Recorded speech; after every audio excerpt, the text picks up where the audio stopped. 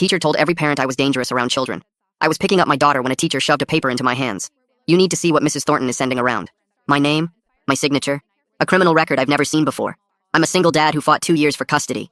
I'm also a teacher. If this spreads, I lose everything. I found Mrs. Thornton in the front office. This isn't real. She tilted her head and smiled. I'm just looking out for the children. My daughter tugged my sleeve. Mrs. Thornton looked down at her. Hi, sweetie. Everything is going to be okay. That night I spread both documents on the kitchen table. My volunteer application from 3 years ago, and the criminal record Mrs. Thornton was sending around.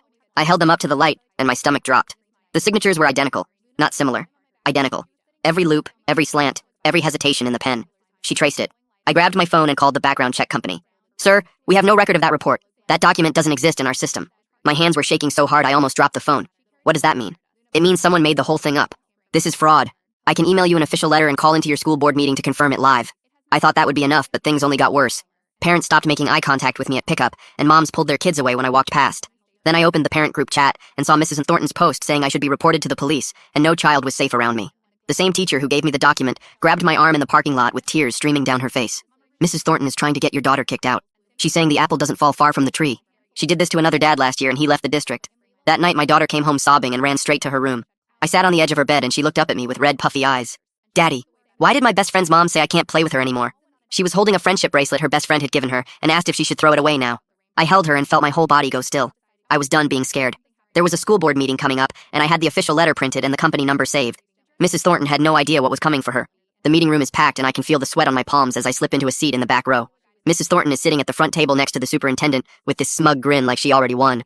The superintendent asks if anyone has new business, and Mrs. Thornton's hand shoots up. I have a safety concern about a dangerous parent who should not be allowed near our children. She has no idea I am sitting right behind her. I stand up, and my chair scrapes against the floor. I have something to say about that. Mrs. Thornton's head whips around and the color drains from her face. I walk straight to the front and slap the official letter down on the table. This woman forged a document with my signature and sent it to the entire school. Mrs. Thornton jumps to her feet and knocks her chair backward. He's lying. The background check company sent that directly to me. I pull out my phone. Then let's call them right now. The room goes dead silent as I dial and put it on speaker. We have no record of any report with this man's name. That document is a complete fabrication. A teacher in the front row stands up and points at Mrs. Thornton. I donated $500 to your legal fund for this. Her face goes bright pink and she lunges toward me, pointing her finger. You set me up. You're the criminal here. The superintendent slams her hand on the table. Mrs. Thornton, sit down. Mrs. Thornton is shaking and tears are streaming down her face. I gave 10 years to this school. 10 years. The superintendent stands and looks at her with disgust. You are removed from all PTA positions and banned from school property. I'm forwarding this to the police. The resource officer grabs Mrs. Thornton's arm and she thrashes against him, screaming that they will all be sorry as he drags her out the door. After that night, 3 other parents reached out to me.